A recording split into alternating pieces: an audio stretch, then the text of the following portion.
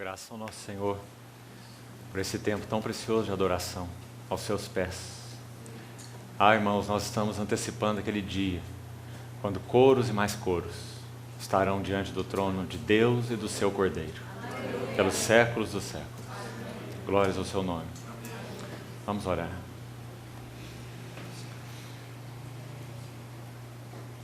Senhor, continuamos aos teus pés reunidos. Só tu és digno. Oh, continua com teu Espírito a passear entre nós, a nos abrir o entendimento espiritual, a nos dar compreensão de ti mesmo, das tuas glórias, do teu reino, dos teus assuntos, das realidades eternas. Oh, Senhor, nos guia nesse tempo de comunhão na tua palavra. Precisamos de ti. Vem superar as nossas debilidades, Senhor. Vem capacitar-nos em nossas fraquezas.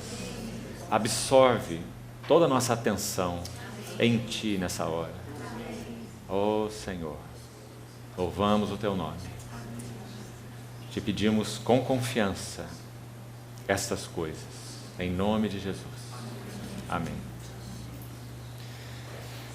Irmãos, vamos abrir nossas Bíblias no Evangelho de João, capítulo 5.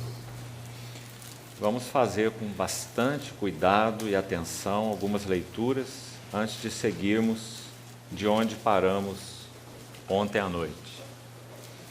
João, capítulo 5, verso 22. E o Pai a ninguém julga, mas ao Filho confiou todo o julgamento. Versículo 27. E lhe deu autoridade para julgar, porque é o Filho do homem. Atos, capítulo 2. Versículo 22.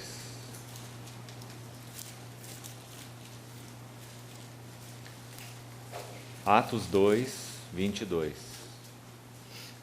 Varões israelitas, atendei a estas palavras. Jesus, o Nazareno, varão aprovado por Deus. Capítulo 17 de Atos, verso 31. Porquanto estabeleceu um dia em que há de julgar o mundo com justiça, por meio de um varão que destinou e acreditou diante de todos, ressuscitando dentre os mortos. Efésios, capítulo 4, versículo 13.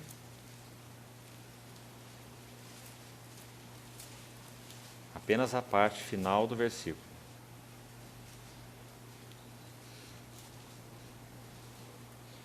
A perfeita varonilidade, à medida da estatura, da plenitude de Cristo. Vamos colocar atenção nessa palavra, à medida. Apocalipse, capítulo 1. Vamos ler a partir do verso 12.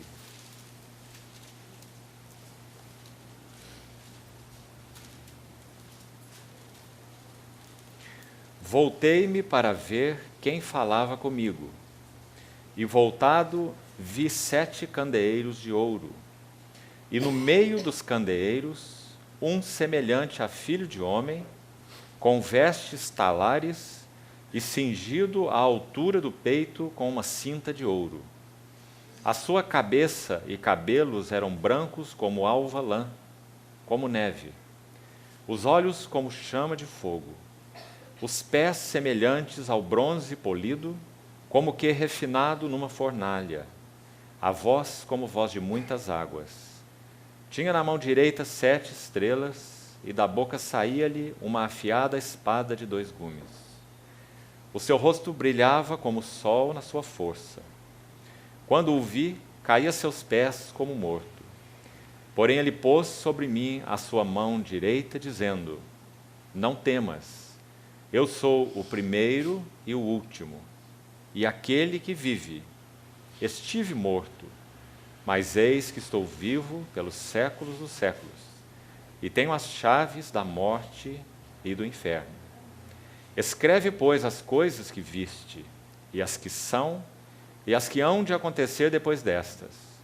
Quanto ao mistério das 7 estrelas que viste na minha mão direita, e os 7 candeeiros de ouro, as 7 estrelas são os anjos das 7 igrejas, e os 7 candeeiros são as 7 igrejas.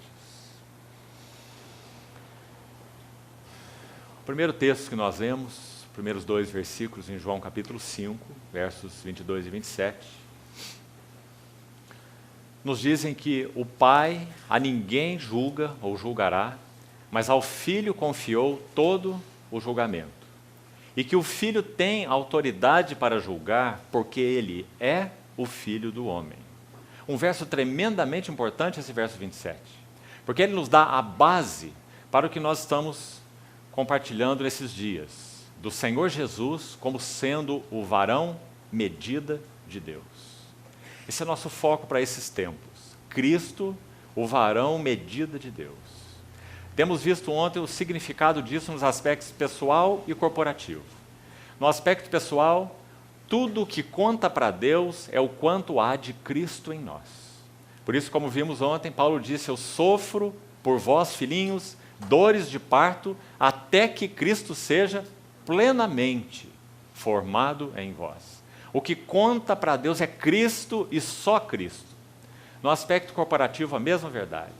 Nós somos chamados para, segundo a medida da graça que cada um de nós recebeu, Romanos capítulo 12, que estudamos ontem, e conforme a proporção da fé, nós possamos servir uns aos outros conforme essa medida de graça e a proporção da fé, com vistas à plena varonilidade e à medida da estatura da plenitude de Cristo. E esse é um chamado corporativo. A ênfase desse chamado é corporativa, não é individual. É óbvio que esse assunto tem implicações individuais, porque nós somos individualmente membros do corpo de Cristo. Mas é tão importante que nós vejamos com mais clareza que o chamado ligado a atingirmos esse supremo propósito de Deus em Cristo é um chamado para um povo e não essencialmente falando para indivíduos. Embora sejam indivíduos que compõem esse povo, ou esse corpo. Mas por que há então essa diferença a ser feita? Porque o propósito de Deus se realizará através de um corpo e não através de um indivíduo. Um corpo que cresce para Deus. Um corpo que atinge a medida da estatura da plenitude de Cristo. Então, eu penso que nós estamos, queridos irmãos, como igreja, ainda no sopé, só no sopé, da contemplação do significado desse nome, Filho do Homem. Penso que nós temos, de alguma maneira, contemplado mais o significado do outro nome, o Filho de Deus. Mas nós sabemos que o nosso Senhor Jesus, assim como é o Filho de Deus, plenamente Deus, Ele é o Filho do Homem. E se há algo que os 4 evangelhos, que então abrem o Novo Testamento e a revelação de Deus na Nova Aliança, os 4 evangelhos, se há algo que eles têm a nos dizer, é que Jesus é o Filho do Homem. Esse varão aprovado por Deus, aquele que nasceu como homem, a semente da mulher, participante de verdadeira natureza humana, espírito humano, alma humana, com sentimentos humanos, com desejos humanos, com debilidades humanas, com necessidades humanas, com pensamentos humanos, com vontade humana, com tudo que o homem é, assim como foi criado por Deus. Verdadeiro homem, natureza humana, participou de carne e sangue como os irmãos, e em tudo se fez semelhante aos irmãos. Por isso ele pode socorrer os irmãos. Hebreus capítulo 2. E também um corpo humano real, um corpo que sente, um corpo que tem necessidades, um corpo que tem sede, um corpo que tem fome, um corpo que se cansa, um corpo que precisa dormir. O Filho do Homem. E neste vaso, Deus encontrou plena e perfeita sujeição e obediência. Aquilo que ele não encontrou, nem mesmo no primeiro homem, antes da queda. Porque ele nem mesmo veio a participar da comunhão mais íntima com Deus, comendo da árvore da vida, algo que ele nunca fez. Ele foi expulso do lugar de desfrute da comunhão com Deus antes disso. Então, o segundo homem, o último Adão, João abre seu evangelho com ele, como que dizendo, Deus começou de novo. Porque João diz assim, no princípio antes de qualquer princípio, o princípio de João é antes do princípio de Gênesis. Porque o princípio de Gênesis é o princípio da criação. O princípio de João é um princípio na eternidade, na trindade.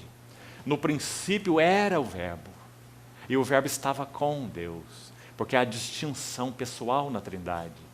Mas para que não achemos que o Verbo é menor que Deus ou criado por Deus, então o Verbo era Deus. Então, dentro do tempo e da história, vindo, porém, a plenitude do tempo, Deus enviou seu Filho.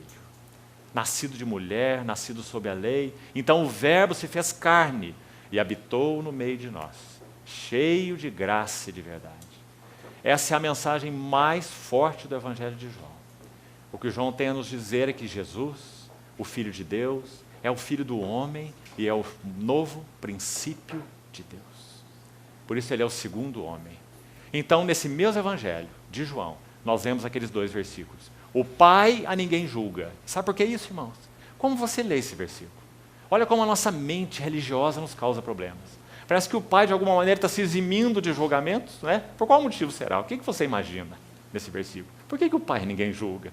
O Pai é santo, é santo, é santo, é Deus, é juiz, mas por que ele ninguém julga? Sabe por que ele ninguém julga? Porque ele conferiu ao Filho que se fez homem todo julgamento. E por que isso? Porque esse Filho homem é o varão medida de Deus. É baseado nesse metro, é baseado nessa medida que todo o homem será julgado, porque esse Verbo, ele se fez carne. Ele viveu com limitação humana, ele viveu com fragilidade humana, ele viveu numa extrema dependência das direções do Pai. Quando ele tinha 12 anos, ele não tinha toda a sabedoria. Ele cresceu em sabedoria, ele cresceu em estatura, ele cresceu até mesmo em graça, diante de Deus e diante dos homens. Porque ele não era um super-homem, ele era apenas um homem. Mas um homem que viveu de tal maneira, que nele, tudo aquilo que Deus buscava a respeito da normalidade do homem, pôde ser visto. Um homem em plena comunhão, um homem em plena sujeição, um homem em perfeita obediência. Ó, irmãos, não é por menos que depois de 30 anos, quando esse homem entra no Jordão, os céus não se podem conter. Os céus têm que se abrir e o Pai tem que falar. Este é o meu amado Filho. E nele eu tenho todo o meu prazer. Mas esse é apenas o início. Esse homem ainda jornadeia mais 3 anos. E o que acontece nesses 3 anos? Tentado e testado. Provado e privado. E finalmente aprovado. Então, depois de 3 anos, no Monte da Transfiguração, de novo o céu se abre. Agora numa condição diferente. Agora são 3 anos, depois desse homem ter confrontado pessoalmente ao próprio diabo no deserto, após 40 dias de fome, respondendo a Satanás de acordo com a palavra de Deus, porque era a palavra que ele comia, era a palavra pela qual ele vivia, era a palavra que ele amava, era a palavra que o constituía. Dentro em meu coração está a tua lei. Esse é um texto profético a respeito de Cristo. Agrada-me fazer, ó Deus, a tua vontade. Eis aqui estou. No rolo do livro está escrito a meu respeito, para fazer, ó Deus, a tua vontade. Então, aos 33 anos, quando ele sobe de novo no monte, de novo o céu se abre. E assim, o Evangelho de Lucas se dividem por essas 2 aberturas do céu. Uma no capítulo 3 e outra no capítulo 9. A primeira e a segunda vez. E na segunda vez aquela voz diz assim, este é o meu filho. Mas agora é diferente do Jordão, porque diz assim, é o meu eleito. Você viu o que isso significa? Eleito. Que palavra é essa? A ideia é, ele me agrada em todas as coisas. Absolutamente. É o meu eleito. O Pai está dizendo assim, eu achei, eu encontrei. Será que o Pai já não sabia disso, irmão? O que você pensa sobre isso? O pai é onisciente? Sim, o pai é onisciente. Mas aquele filho precisava viver uma vida no tempo e no espaço. E ser tentado em tudo, em todas as coisas. Assim como em todas as coisas ele se fez semelhante aos irmãos. Para que então ele experimentasse o significado de aprender a obediência pelas coisas que ele sofreu. E pudesse ser o socorredor daqueles que são tentados. Então, quando o céu se abre pela segunda vez, este é o meu filho, é o meu eleito, e a ele ouvi. Tudo que Moisés tem a dizer naquele monte da transfiguração é nada. A voz de Moisés não foi ouvida pelos 3 que acamparam ali, que estavam ali naquele monte, Pedro, Tiago e João. O texto de Lucas diz que a voz de Moisés e a voz de Elias só foi ouvida por Jesus, porque Lucas diz que eles conversaram, teve uma conferência ali no monte da transfiguração. Moisés, Elias e Jesus. Os discípulos não souberam do que se tratava, mas Lucas diz que eles falavam da sua partida, ou do seu êxodo, que ele iria cumprir em Jerusalém. Qual era o assunto dessa confabulação entre esses 3? Era a cruz, o que ele veio fazer. Porque se o grão de trigo caindo na terra não morrer, ele fica só. Mas se morrer, produz muito fruto. Então eles conversavam sobre o seu êxodo, que ele iria cumprir em Jerusalém. E depois que esse homem foi aprovado, o Filho do Homem, meu eleito, a ele ouvi. Nós sabemos que ele tinha todos os direitos amplos de subir daquele monte diretamente ao trono, porque Deus encontrou um varão aprovado. Mas nós sabemos o que ele fez. Ao invés de subir para o trono, ele desce para o vale e encontra ali um endemoniado, numa situação em que nem mesmo seus discípulos podiam lidar com ele. Aí ele caminha mais 6 últimos meses, onde os evangelhos concentram a maior parte da sua atenção, especialmente na última semana, porque então aquele evento crucial virá. Aquele que podia subir para o trono desde o monte da transfiguração, ele desce esse monte, caminha mais 6 meses e sobe a um outro monte, o Monte Calvário, o Gólgota. Aquele monte que tem tudo a ver com quem nós somos. O Monte da Transfiguração revela a sua glória, o Monte Calvário revela a sua graça. Por isso Pedro diz que o Deus de toda a glória, em Cristo, nos chamou pela sua graça. Como nós somos gratos ao Senhor, irmãos, porque nós participamos desse chamamento. Mas como precisa ficar claro para nós que, quando Deus, o Pai, aprovou o Senhor Jesus como Filho do Homem, Ele coloca o Senhor Jesus como aquele que tem autoridade para julgar todas as coisas. Porque Ele foi constituído homem e medida para todo homem.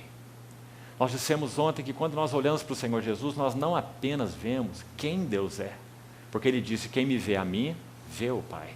Mas quando nós olhamos para o Senhor Jesus, nós precisamos ver quem o homem deveria ser.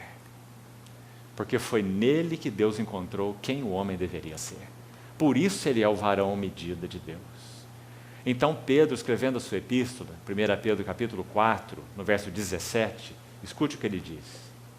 Porque a ocasião de começar o juízo pela casa de Deus é chegada. Ora, se há de vir por nós, que será daqueles que nem obedecem ao Evangelho de Deus? Você vê? Ele é o varão medida para a igreja em primeiro lugar. Em segundo lugar, ele é o varão medida para o mundo. Porque ele é o varão medida para todas as coisas. Então, ontem nós examinamos Atos 17, 31. Paulo pregando para aqueles filósofos. Deus estabeleceu, ele está dizendo, o tempo, a hora, a data está marcada no calendário dele. Ninguém vai fugir a esse compromisso. Deus estabeleceu um dia. Ele há de julgar o mundo em justiça, em um varão, o varão medida dele. Um varão que ele destinou e, como vimos também ontem, um varão que ele acreditou. Quando ele ressuscita Jesus entre os mortos, ele está dizendo, ele realmente foi aprovado. Porque como já falamos em outras instâncias, se qualquer sombra, uma vírgula de pecado tivesse tocado aquela vida, o túmulo iria retê-lo. porque o salário do pecado é a morte. Mas como ele entra na morte sem pecado, então Pedro vai dizer no Pentecostes, os grilhões da morte não puderam segurá-lo, porque ele é o santo de Deus. Então o Salmo 16 profetiza sobre ele, dizendo assim, tu me verás ver os caminhos da vida, não permitirás que o teu santo veja corrupção. Esse é nosso Senhor. Então, irmãos, não é por menos que João diz, refletindo as palavras dele, que é a ele que o Pai confiou todo o julgamento. E você vê por quê? Não é porque ele é filho de Deus, é porque ele é filho do homem, o varão medida de Deus. Graças ao Senhor por isso. Quem somos nós? Nós somos primícias das suas criaturas, dos seus chamados. O que o Espírito Santo irá fazer quando enviado para trabalhar em nós, sua igreja, o corpo de Cristo? Ele irá colocar nossas vidas pessoais e especialmente corporativas, porque o vaso de testemunho de Deus é corporativo, acima de tudo, composto de indivíduos, mas corporativo. Então ele colocará esse vaso no qual ele veio habitar, o Espírito Santo veio habitar nesse vaso, e colocará esse vaso diante do varão medida. E todas as coisas constituintes desse vaso serão medidas de acordo com esse método de Deus. Então esse método tem uma determinada altura, e aqui somos postos nós. Por isso que Paulo usa essa figura em Efésios 4, dizendo assim, até que todos, então é corporativo, todos cheguemos à unidade da fé e do pleno conhecimento do Filho de Deus. Agora veja, a plena varonilidade. Varonil significa adulto. Há uma estatura completa. Então o chamado da igreja é para que nós que fomos iniciados aqui, quando nascemos de novo, bebês em Cristo, possamos corporativamente crescer para a plena varonilidade. E aí ele usa a palavra para a medida, porque Jesus é o varão medida. A medida da estatura de quem? De Cristo, ou da plenitude de Cristo, de tudo que Cristo é. Então, irmãos, esse é nosso grande chamado. Por isso, a ocasião para começar o juízo pela casa de Deus é chegada. Sabe quando Pedro falou isso? Há quase 2000 anos atrás. Isso significa que o metro de Deus já foi instalado no dia de Pentecostes. E tudo está sendo medido por ele. Que medida é essa? Ó, irmãos, quanto temor tem que haver nos nossos corações. Quanto nós devemos temer o Senhor, reverenciá-lo, e quanto nós devemos temer o pecado, a carne, o mundo, coisas que muitas vezes, sem licença, entram em nós e são acolhidas, e são alimentadas. Nós estamos diante do varão medida de Deus. Não sei qual a impressão que você tem sobre o tribunal de Cristo, onde também a data do nosso encontro está marcada. 2 Coríntios 5:10. Importa que todos nós compareçamos perante o tribunal de Cristo, para que cada um receba segundo o bem ou mal que tiver feito por meio do corpo. Essa é uma grande palavra de responsabilidade para nós. Isso coloca a graça no lugar adequado, a graça que habilita a responsabilidade, a graça que gera temor, a graça que nos leva diante do Senhor dizendo, Senhor, tem misericórdia de mim. Senhor, eu quero avançar a mais. A graça que nos leva a orar assim, sonda-me Deus, conhece meu coração, prova-me Deus, porque esse é o ministério do Espírito Santo diante do varão medida que é Cristo. Prova-me, conhece meus pensamentos, vê se há em mim algum caminho mau e guia-me pelo caminho eterno. Então, irmãos, o que nós vamos buscar na continuidade, fazer hoje à noite, é estudar aquele texto do Apocalipse. Porque o que está acontecendo lá é exatamente isso. Você já viu aqueles 3 capítulos assim? Você sabe que aqueles 3 capítulos são uma riqueza, uma preciosidade, não é? Aquela chamada Cartas às Igrejas Novas. Quanto o Espírito Santo tem para nos ensinar naquelas chamadas Cartas às 7 igrejas. Mas olhe por esse ângulo. Sabe o que acontece no capítulo 1 de Apocalipse? No capítulo 1 é descrito a vara medida, o varão medida de Deus. Nós precisamos ver essa vara medida melhor e vamos buscar fazer isso hoje. Ele foi descrito lá no capítulo 1. Aquele capítulo 1 é só para ele. Descrever o varão medida de Deus. Descrever o metro no qual Deus vai medir seus vasos corporativos. Descritos nos capítulos 2 e 3. 7 vasos corporativos, não é assim? Éfeso, Esmirna, Pérgamo, Tiatira, Sardes, Filadélfia e Laodiceia. todos os 7 vasos corporativos estarão e estão diante do varão medida, no capítulo 1. Você compreende quão importante é isso, irmão? Por que não poderia começar esse capítulo de forma diferente? Impossível. Porque, em primeiro lugar, o que o Senhor Jesus busca nas suas igrejas, nos seus vasos corporativos, não é nada mais, e nem poderia ser, do que aquilo que Ele é para as suas igrejas. Vamos colocar de outra forma. Ele não busca nada na sua igreja que Ele não tenha dado a ela, ou que Ele não seja para ela, porque isso não seria justo. Ele só semeia, Ele só ceifa onde Ele semeou. E não como aquele que escondeu o seu talento no lenço, o disse, por não conhecer o seu Senhor, que era um homem que ceifava onde Ele não semeou. Mas ele não conhecia o seu Senhor. Nosso Senhor nunca faz isso. Ele só busca ceifar onde Ele já semeou. E não apenas semeou, mas semeou com lágrimas. Aquele que lançou sua semente com lágrimas, voltará com júbilo, trazendo seus feixes. Essa é uma profecia com relação ao nosso Senhor. Foi assim que Ele semeou a sua igreja. Então, irmãos, no capítulo 1 está o varão medida. E no capítulo 2 e 3 estão os vasos corporativos. Cada vaso corporativo será achegado diante do varão medida. Então, Éfeso tem uma estatura tal, Esmirna tem uma estatura tal, Pérgamo tem uma estatura tal, e as estaturas vão variando. E o Senhor vai louvando algumas coisas, vai repreendendo outras, e vai dizendo, olha isto aqui, olha aquilo lá, não tolere isso, arrepende aqui, volta lá, porque ele é descrito no capítulo 1. Em primeiro lugar, como aquele que está cingido à altura do peito com uma cinta de ouro. Isso é próprio do sumo sacerdote. Do sumo sacerdote. Porque essa cinta fazia uma união entre aquela capa anterior e posterior que ele usava.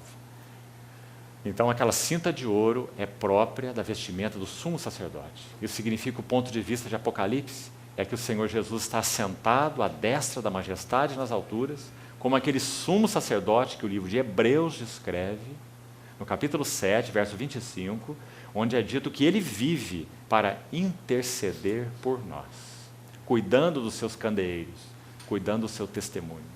Então vamos olhar nesse capítulo como essa vara medida é descrita, porque isso é de muita importância, para então podermos, quem sabe amanhã, caminharmos um pouco pelas 7 igrejas, buscando a essência em cada uma delas do que o Senhor então está procurando, em cada um desses vasos. Vamos olhar um pouco a descrição então do Senhor aqui em Apocalipse.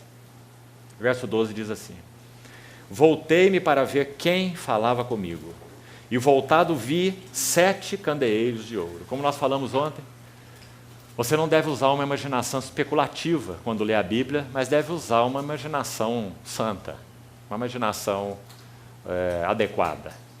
Se você imaginar esse quadro, você vai ver uma coisa muito interessante. Você vai ver que quando João ouviu a voz do Senhor, é uma voz que aparentemente, pela descrição, falou com ele quando ele estava de costas. Então ele ouviu uma voz por detrás dele, como diz o texto. Mas veja o que acontece, monte esse quadro.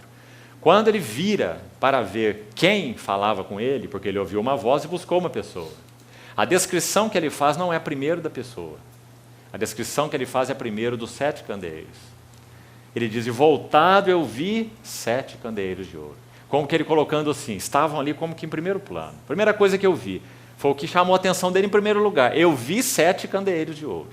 Mas ao mesmo tempo ele diz, e eu vi um que andava no meio dos candeeiros. Isso fala então do ministério sumo sacerdotal de Cristo. Porque ele vive para interceder por nós. O que ele está fazendo nessa visão desse passeio pelos candeeiros de João? Ele está buscando aquilo que ele é nas suas igrejas, ou nos seus vasos. Isso é de profunda importância. Ele é a luz. O candeeiro não é a luz. O candeeiro é um instrumento e um suporte para a luz. Então, nosso Senhor Jesus em João diz assim, eu sou a luz do mundo. E por causa disso ele pôde dizer assim, quem me segue não andará em trevas, mas terá a luz da vida. Porque ele é a luz, então nele nós somos luz. Vós sois o sal da terra, vós sois a luz do mundo. Ou seja, ele compartilha sempre conosco aquilo que ele é. E aquilo que Ele é aquilo que Ele busca em nós. Nunca aquilo que Ele não é, ou aquilo que Ele não nos deu. Então, voltado, vi 7 candeeiros de ouro. E no meio dos candeeiros, verso 13, um semelhante, veja, a filho de homem. Então você precisa fazer essa relação aqui também. Quem está escrevendo aqui é João, o mesmo João do Evangelho. Por isso nós lemos o capítulo 5, aqueles 2 versículos. O Pai a ninguém julga, mas ao Filho confiou todo o julgamento. Agora você sabe por quê. E depois ele disse, e deu autoridade ao Filho para julgar. E ele explicou lá, porque é o Filho do homem. E quem nós estamos vendo aqui? O Filho do homem. Porque ele é quem tem autoridade para julgar. Ele é o varão medida de Deus. Ele é quem estabeleceu os seus candeeiros. Ele é quem deu sua vida por nós. Ele é que é o grão de trigo que foi plantado. E agora ele busca nos muitos grãos a natureza desse primeiro grão, dele mesmo. Ele busca seu caráter na vida dos seus filhos. Ele busca o que ele é nos seus vasos corporativos. Então, um semelhante a filho de homem, com vestes talares, claro, fazendo alusão ao sumo sacerdote, e cingido à altura do peito, com uma cinta de ouro. Como falamos, isso aqui é próprio do sumo sacerdote. Agora, vamos observar alguns detalhes sequenciais. A sua cabeça e cabelos eram brancos como alva, lã, como neve. Irmãos, é claro que há uma tipologia envolvida aqui, é muito óbvio, né? E a tipologia envolvida aqui, se você então for buscar o contexto escriturístico, é muito clara. Esse primeiro item a respeito do varão medida de Deus fala da sua eterna, suprema, sublime sabedoria. Graças ao Senhor, né? Nós que temos cabelos brancos, nós não, vocês, né? Não é meu caso. Nós não precisamos nos preocupar tanto com eles, porque a Bíblia diz assim em Provérbios que as cãs adquiridas com entendimento são uma coroa de glória. É onde nós descansamos, nesse versículo. Não é? Mas um irmão comentando certa vez sobre isso, ele disse que quando essas cãs são adquiridas sem entendimento, então é um boné de louco, não é? Não é uma coroa de glória. Isso já disse A.W. Tozer. Então, a primeira figura aqui, mostrando esse varão medida de Deus, fala dos seus cabelos. Muito interessante, a primeira coisa. Não é significativo que Paulo vai nos dizer assim em Coríntios. Ele, Cristo, para nós, se nos tornou da parte de Deus em, qual é a primeira palavra? Sabedoria. E justiça, e santificação, e redenção. Então a primeira coisa que João descreve, ele vai começar lá nos cabelos dele. Os cabelos brancos como lã, como alva neve. Isso significa que ele é quem possui toda a sabedoria. Em Colossenses também Paulo vai dizer assim, que Cristo é um mistério de Deus e que nele, Cristo, estão ocultos todos os tesouros da sabedoria e do conhecimento. Provérbios 8, a partir do verso 21, vai dizer que ele é a sabedoria de Deus, pré-encarnada, que estava com ele lá na fundação do mundo, antes de qualquer coisa ser criada. Não é? Essa sabedoria com S maiúsculo, Cristo. Então a primeira coisa que João diz, como ele vai julgar ou medir seus vasos diante da sua própria sabedoria. Que coisa importante é essa, irmãos? Nosso Senhor Jesus vai nos medir de acordo com sua sabedoria, não de acordo com a sabedoria humana. Ele não vai julgar nossas vidas de acordo com sabedoria humana.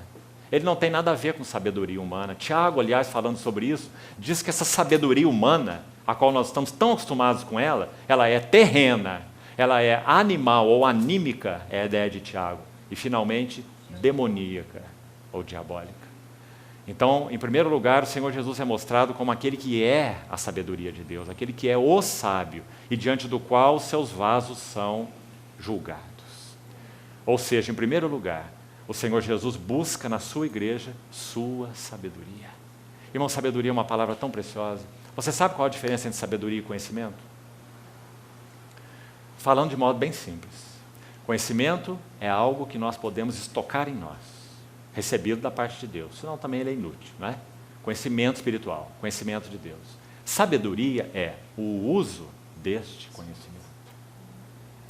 Sabedoria é conhecimento aplicado. Há algumas pessoas que têm algum conhecimento, mas não tem sabedoria. Sabedoria é o uso do conhecimento. Então o Senhor Jesus é aquele que usa o seu conhecimento em sabedoria. E o que Ele busca na sua igreja é isso. Por isso Paulo ora também assim, escute isso. São tantos exemplos que poderíamos citar. Veja como ele ora pelos Efésios, em Efésios capítulo 1. Que o Pai do nosso Senhor Jesus Cristo, o Deus de nosso Senhor Jesus Cristo, o Pai da glória, vos conceda no seu conhecimento espírito de sabedoria e de revelação. Então, de novo, ele está buscando na igreja aquilo que ele é e aquilo que ele dá à sua igreja. Se algum de vós necessita de sabedoria, peça a Deus, que a todos dá liberalmente, nada lhes impropera, e ser-lhe-á concedido. Graças ao Senhor. Então foi assim que ele viu o Senhor Jesus em primeiro lugar. Ele é a nossa sabedoria. Nós não podemos, não queremos, não devemos andar segundo a sabedoria do mundo. Nós precisamos levar cada assunto diante do Senhor, porque Ele é a sabedoria. É diante dessa vara medida que nós estamos. Nós vamos perguntar para Ele, Senhor, é hora de fazer isso ou não é hora de fazer isso? Senhor, isso aqui é teu caminho ou não é teu caminho? Não é porque o filho do fulano, a filha do ciclano, o vizinho do beltrano fazem, mas, Senhor, qual é a tua vontade? Senhor, quais são os teus caminhos? Qual é a tua vontade aqui no meu lar, na minha história conjugal, na minha família, com meus filhos? Olhando para o aspecto pessoal, não é? E nós, como igreja, o aspecto corporativo, de implicações infinitamente maiores, não é? Porque atinge agora o vaso corporativo. Então, da mesma maneira, Senhor, qual é a tua vontade, teu tempo e tua demanda para nós aqui, esta Assembleia? E que não demos nem um passo sequer sem recebermos a sabedoria do Senhor. Nós podemos achar que algumas coisas aqui ou ali são estranhas, ou nos incomodam, ou quem sabe seria melhor, ou quem sabe isso, ou quem sabe aquilo, mas o único que sabe é o cabeça. E nós vamos perguntar para Ele, não é? Então que Ele nos ajude, irmãos. Porque, em primeiro lugar, esse varão medida, ele tem cabelos alvos como a lã, cheio de sabedoria. E diante dele nós vamos nos curvar e vamos dizer, Senhor, dá-nos espírito de sabedoria e de revelação. Em segundo lugar, os seus olhos. Esse é o segundo passo. Que figura é essa, não é? João vê aquele homem com aqueles cabelos totalmente brancos como lã. Depois a sua atenção é chamada para os olhos. E ele fala algo para os olhos que tem tudo a ver com os cabelos. É exatamente por causa de ele ser cheio dessa plena sabedoria. É que os seus olhos são como chama de fogo. Que maravilha. Nós sabemos o que significa isso. Salmo 16 diz assim, Tu, ó Deus, és o Deus que sonda a mente e o coração. Por isso seus olhos são como chama de fogo. Nós sabemos que quando Pedro tinha uma estima muito elevada sobre si mesmo, não pensava de si mesmo com moderação, como vimos ontem, né? Mas ele tinha uma alta estima de si mesmo. Pedro devia ser um dos primeiros psicólogos daquela época, né? A autoestima dele era elevadíssima. Então, ele negou o Senhor e nós sabemos o que aconteceu quando ele é arguído naquela casa do sumo sacerdote. Você lembra? Ele não podia ver mais o Senhor. Ele estava estraçalhado no seu interior. Ele já tinha negado o seu Senhor. Ele estava ali naquele pátio, diante daquela fogueira, nega o Senhor, numa situação que demonstra o quanto seu coração estava dividido. Negou o Senhor, mas não se afastava do Senhor. Não é um paradoxo? Por que ele não negou e foi embora? Ele negou o Senhor diante do Senhor, esperando pelo Senhor. Que paradoxo esse? E sabe por que esse paradoxo acontece dentro de nós? Porque nós conhecemos pouco o nosso Senhor e não negamos a nós mesmos. Quando nós não negamos a nós mesmos, então nós negamos o Senhor. Negamos a pessoa errada. Então, quando Pedro foi arguído ali, e estava lá naquela fogueira no pátio, ele não mais podia tocar o Senhor, porque o nosso Senhor já estava preso, ninguém podia se aproximar dele. Então ele sai da casa do sumo sacerdote e Pedro, através de Marcos, porque é a história de Pedro que está atrás do Evangelho de Marcos, é a pena de Marcos e a mente de Pedro no Evangelho de Marcos. Então é só lá que alguns detalhes pessoais de Pedro são descritos, porque é Pedro quem dá os detalhes para Marcos. É só Pedro, através de Marcos, que diz que ele não apenas negou o Senhor, mas que ele praguejou. E a palavra ali é anatematizou. Ele disse, Jesus é maldito. É só ele que declara isso, porque ele sabe o que ele diz. Então Marcos registra: e praguejou. Então, quando o Senhor Jesus sai daquela casa, o evangelista registra assim: então ele olhou para Pedro. Seus olhos são como chama de fogo. Então o evangelista registra: e Pedro, saindo, chorava amargamente. O Senhor não falou uma palavra com ele, o Senhor apenas olhou para ele. Porque os olhos do Senhor são aqueles olhos que sondam mente e coração. Então, irmãos, é diante desses olhos que nós estamos. Nossa vista está exposta, nossa vida está exposta diante dessas vistas, sejam nossas vidas pessoais, seja a nossa vida corporativa. Então a atenção de João agora vai para os olhos, chama de fogo. Sabe, irmãos, nós nunca devemos temer no sentido negativo da palavra, negativo, o nosso Senhor por esse aspecto. Quando nós compreendemos quem é o nosso Senhor, que esses mesmos olhos que nos julgam para nos purificar, são os olhos daquele que foi traspassado por nós. Então nós nunca devemos temer de modo negativo o nosso Senhor por esse aspecto, mas sempre de modo positivo e reverente. Orando então como Davi naquele Salmo 139. Sonda-me, prova-me, conhece-me. Então João descreve esse segundo elemento, os olhos como chama de fogo. As igrejas estão diante desses olhos, cada uma das igrejas. Nenhuma das igrejas passa desapercebido desses olhos. Todas as igrejas estão diante desses olhos. Todas as igrejas são julgadas por esses olhos. Todas as igrejas responderão diante desses olhos. Então o que compete a nós é realmente nos dobrarmos diante do Senhor, para que Ele venha julgar, Ele venha sondar. Verso 15. Os pés semelhantes ao bronze polido. Que coisa interessante. João sai dos cabelos para os olhos e agora ele desce imediatamente para os pés. Ele tem mais coisas para falar. Ele vai voltar de novo à cabeça, você vai ver.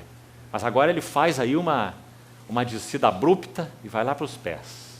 Interessante isso. Quando nós olhamos para a vida do Filho do Homem, o Senhor Jesus, nós vemos que os seus pés realmente foram bronze polido. Bronze fala de juízo, fala de purificação. Bronze polido como refinado em uma fornalha. Todos os caminhos do Filho do Homem foram caminhos provados, foram caminhos refinados. Todos os caminhos do Filho do Homem foram absolutamente agradáveis a Deus. Então, quando João vê o Filho do Homem, ele diz: seus pés, um bronze polido, refinado numa fornalha. Todos os seus caminhos foram excelentes a Deus o Pai, agradáveis, obediente até a morte e morte de cruz. Então João também valoriza aqui os seus pés na sua visão. Ele viu que aquele bronze polido brilhava, os caminhos do Senhor agradáveis a Deus, em todas as suas formas. Depois ele diz: a voz como voz de muitas águas. Alguns salmos também que nos ajudam na identificação do que João quer nos dizer aqui. Há um lindo salmo que diz assim: a voz do Senhor é poderosa. A voz do Senhor quebra os cedros. Sim, o Senhor despedaça o cedro do Líbano. A voz do Senhor faz dar cria às corças. A voz do Senhor. Imagine, João estava exilado na ilha de Patmos, a alguns quilômetros no mar Egeu, distante do litoral do que era a Ásia Menor. Quem sabe lá de longe, talvez à noite, ele pudesse ver algumas luzes ali, daquelas 7 igrejas para as quais ele escreveu, aquela ilha de Patmos. E com certeza, aquele mar açoitando aquelas rochas cada noite. João, então, na sua descrição, ele compara a voz do Senhor àquele barulho magnífico daquelas ondas quebrando naquelas rochas. Então ele diz: sua voz como voz de muitas águas. Depois ele continua: tinha na mão direita 7 estrelas. Muito linda também essa figura, porque a interpretação está logo embaixo no versículo 20, dizendo que as 7 estrelas são os anjos. A palavra aí é mensageiros. Mensageiros das igrejas, ou das 7 igrejas. O que essa frase tem para nos dizer? Ele tem na mão direita, na destra. Você sabe que a ideia então é de poder, destra, de sustento. Ele tem na sua destra as 7 estrelas. Irmãos, isso significa simplesmente que o Senhor, Ele mesmo, é quem faz a sua obra. Ele tem na sua mão direita os seus 7 mensageiros, os seus obreiros, os seus cooperadores. É Ele quem sustenta a sua obra. A obra de Cristo, estritamente falando, ela é feita pelo próprio Cristo. Quando Paulo diz de Deus somos cooperadores, ele não está dizendo assim, Cristo faz uma parte e nós fazemos outra parte. Quando ele diz de Cristo somos cooperadores, ele está dizendo nós nos dispomos a nos pôr ao lado dele e toda a nossa suficiência vem de Deus, o qual nos habilitou para sermos os ministros de uma nova aliança. Então nossa sabedoria vem dele, nosso discernimento vem dele, nosso conhecimento vem dele, nossa unção vem dele, nossa graça vem dele, nosso poder para testemunhar vem dele, tudo vem dele. Então o que é cooperar com ele? Não é fazer uma parte do trabalho que ele designou para nós fazermos. Não. Nunca vejo cooperação assim, porque isso não está certo. É nos colocarmos ao lado dele, para sermos trabalhados pela cruz e compreendermos que ele quer manifestar o que ele é através de vasos, para que esses vasos, cooperando com ele, rendam toda a glória a ele. Porque o único obreiro de Deus é o Senhor Jesus. E o único mensageiro de Deus é o Senhor Jesus. Então ele tem na sua mão direita as 7 estrelas, ou 7 mensageiros. Se ele retira a sua mão, os 7 mensageiros vão cair abaixo. Porque é ele quem sustenta a sua obra, porque a obra é dele. Ele não disse, eu e meus cooperadores edificaremos a igreja. Ele disse, eu edificarei minha igreja. Então o que significa ser cooperadores? Simplesmente nos colocarmos ao lado dele, para que a cruz trate fundo em nós, fazendo um corte em tudo que nós somos, implantando em nós o que Cristo é, Cristo formado em nós, para que dele possamos ser cooperadores. É Cristo mesmo, só que é Cristo através de nós. Sabe qual é o nosso privilégio? É o através. Cristo através de nós, porque é isso que ele busca. Então, ele tem na mão direita as 7 estrelas. Da boca saía-lhe uma afiada espada de 2 gumes. É claro que você não consegue ler esse versículo aqui sem se lembrar de Hebreus capítulo 4. Né? A palavra de Deus é viva e eficaz. E ela é mais cortante que qualquer espada de 2 gumes. Agora, em primeiro lugar, o que ela faz? Ela divide alma de espírito. Não é maravilhoso? Vamos tomar algumas lições aqui? Quando os vasos corporativos de Deus, os candeeiros, eles são postos diante do varão medida, esse varão medida tem uma espada na boca, para usar nessas igrejas. O que ele vai fazer nessas igrejas? Ele vai separar a alma de espírito. Porque o que ele interessa é por aquilo que é genuinamente espiritual. Ele não está interessado em nossa capacidade, em nossa eloquência, em nossas ideias. Ele se interessa naquilo que é genuinamente espiritual. Ele vem com essa espada, sua palavra, para separar e colocar nossa vida em ordem. Dividir alma e espírito. Separar o terreno do celestial. Aquilo que está no terreno da morte, o que está no terreno da ressurreição. Alma e espírito, juntas e medulas. E então, apta para discernir, para julgar. É a ideia da palavra lá. Porque o Filho do Homem é quem julga. Então, Hebreus 4,12 diz que essa espada vai discernir. Essa palavra vai discernir ou julgar os pensamentos e as intenções do coração. Isso é de tremenda ajuda para nós como Assembleias do Senhor. Nós não podemos nos mover por nada que não seja então por essa revelação de Cristo. Nada de pragmatismo. Nada que isso é bom, isso funciona lá, isso funciona acolá, né? Mas a palavra de Deus julgando os pensamentos e as intenções do coração. Isso só Ele pode fazer. Ele se posta diante das igrejas como aquele que tem essa capacidade. Os irmãos percebem qual é o chamado para nós aqui, irmãos? Como isso é encorajador? Por isso nós falamos que não há lugar aqui para temor negativo, há lugar para o temor positivo, para adoração, para reverência, para dizer, Senhor, Tu és este, nós somos Tuas assembleias, exerce sobre nós Teu ministério, passeia sobre nós, porque somos Teu candeeiro, exerce Teu julgamento, nos dá a Tua sabedoria, nos dá Teu discernimento, nos dá a Tua purificação, cada item que nós lemos aí, né?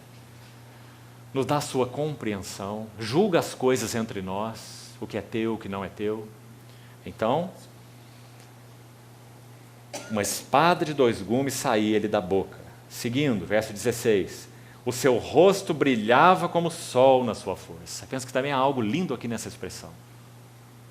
Acho que nós podemos, com exatidão, buscar algo aqui relacionado a um certo rosto, que era um tipo de Cristo, que também brilhou lá no Velho Testamento.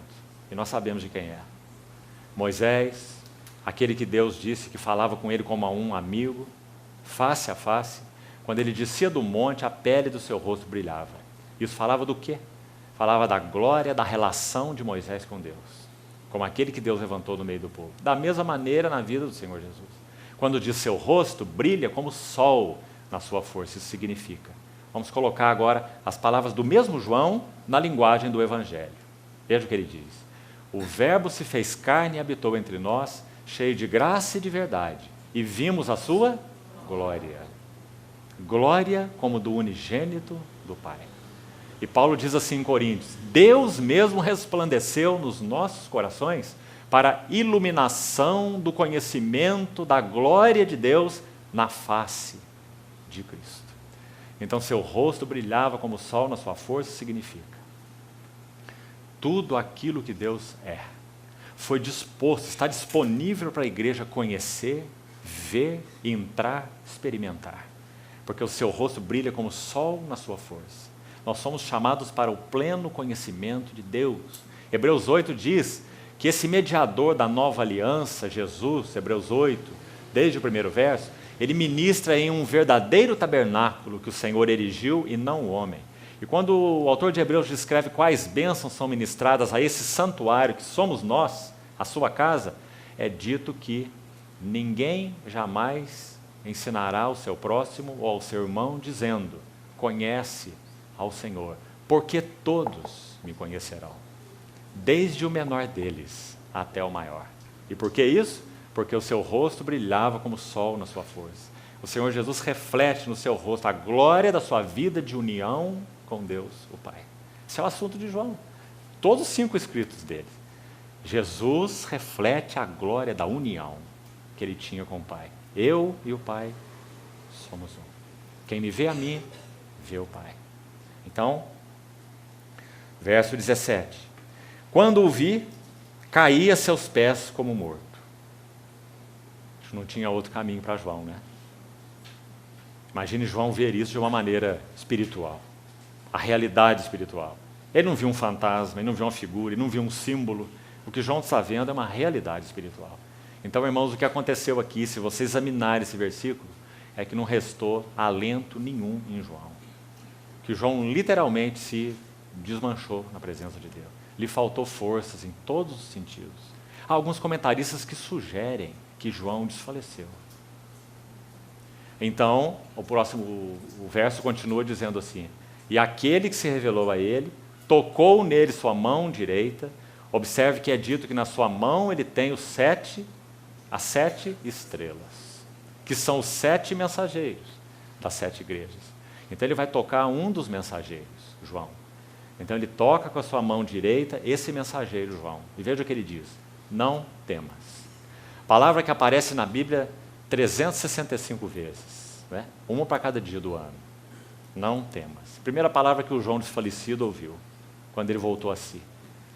Diante desse que ele estava, não deveria haver temor, porque esse é aquele que foi dado para as igrejas.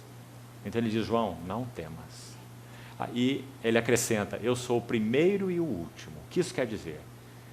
Colocado em outras palavras, ele diz, João, eu fui aquele que plantei, eu coloquei a pedra de esquina e eu sou aquele que coloco a pedra de remate. Eu sou o alfa, eu sou o ômega. Ele é o autor e ele é o consumador da fé.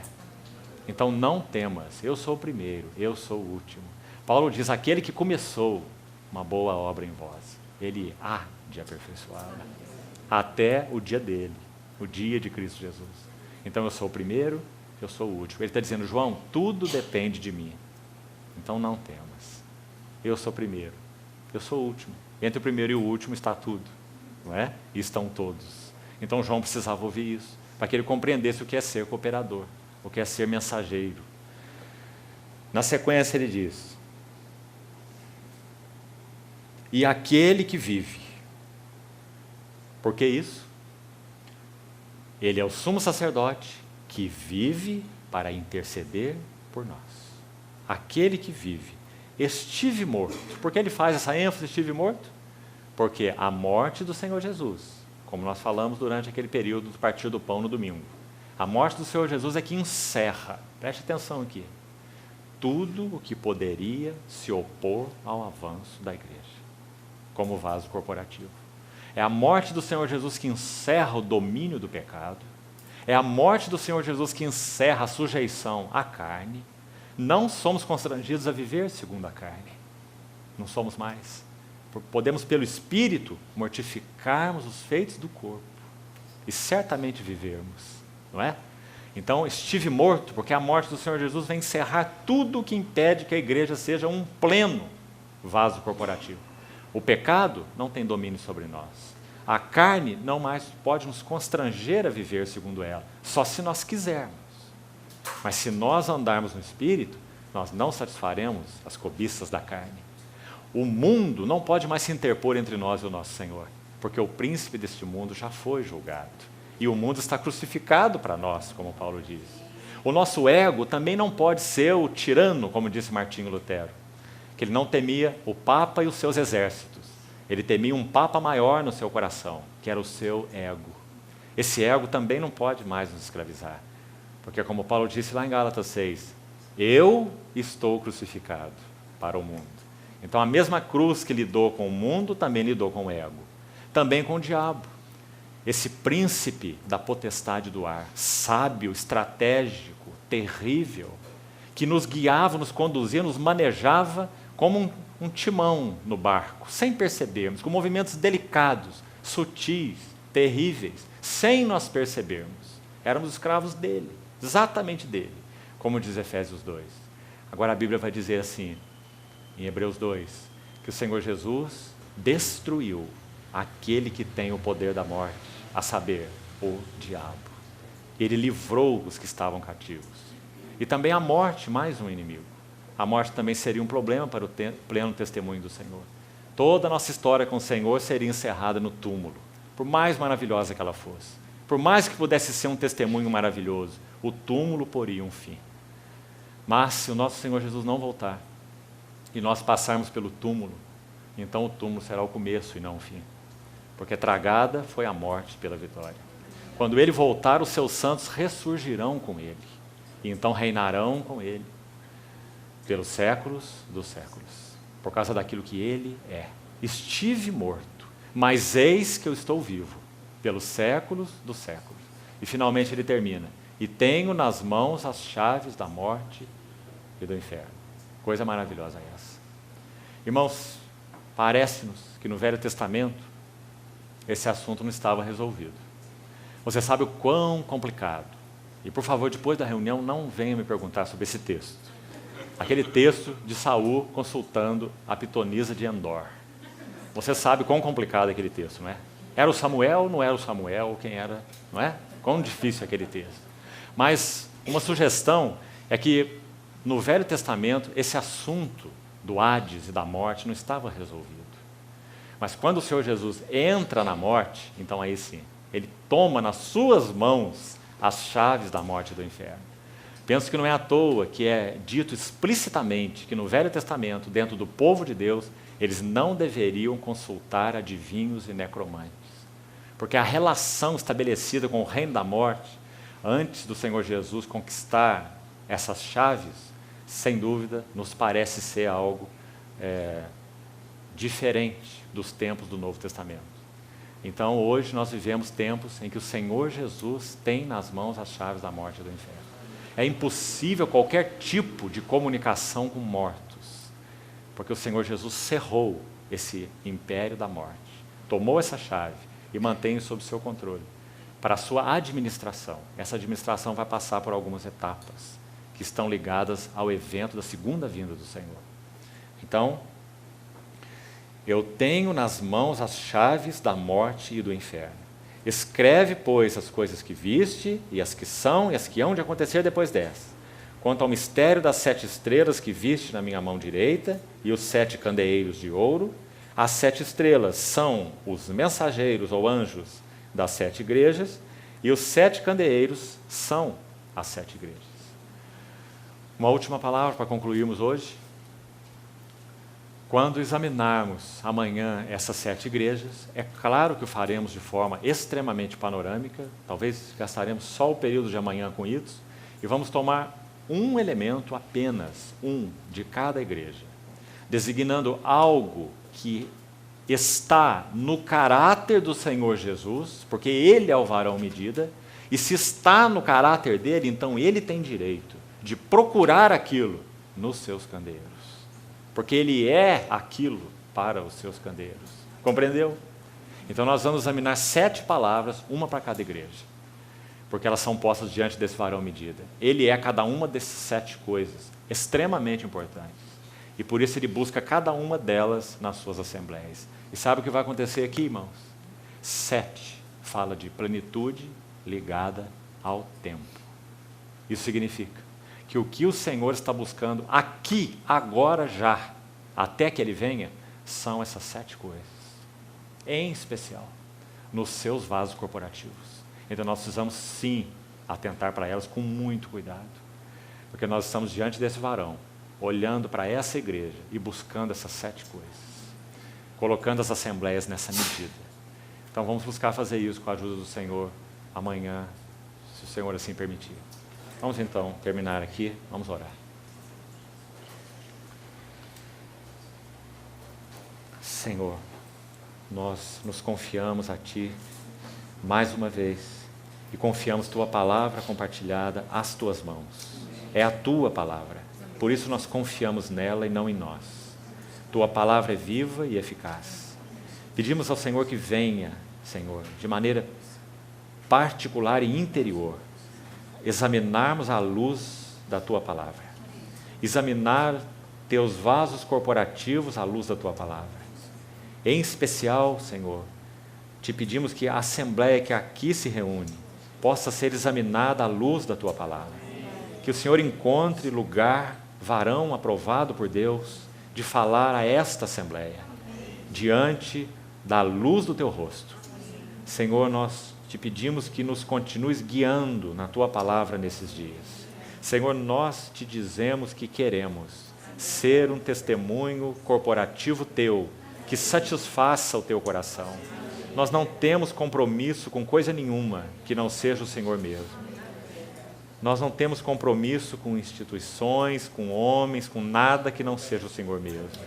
Mas, Senhor, reconhecemos o peso do que isso significa para nós, porque estamos diante de Ti, o varão medida de Deus. Por isso o Senhor nos dá temor, nos dá reverência, assim como nos leva à adoração. Nós Te pedimos, Senhor, nos prostramos na Tua presença. Continua nos falando ao coração. Em nome de Jesus. Amém, Senhor.